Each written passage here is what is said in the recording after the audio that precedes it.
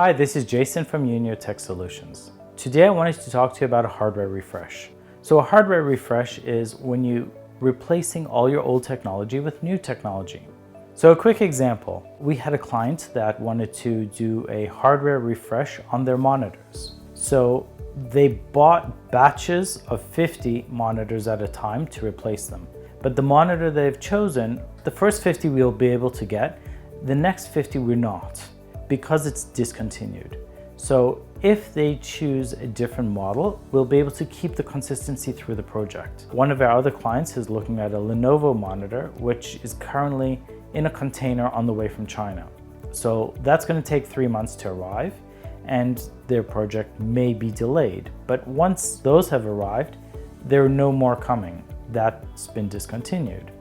They will also have different monitors in their office, and it's going to look inconsistent. Now, often we see in very large offices that you want to keep your technology the same across the office.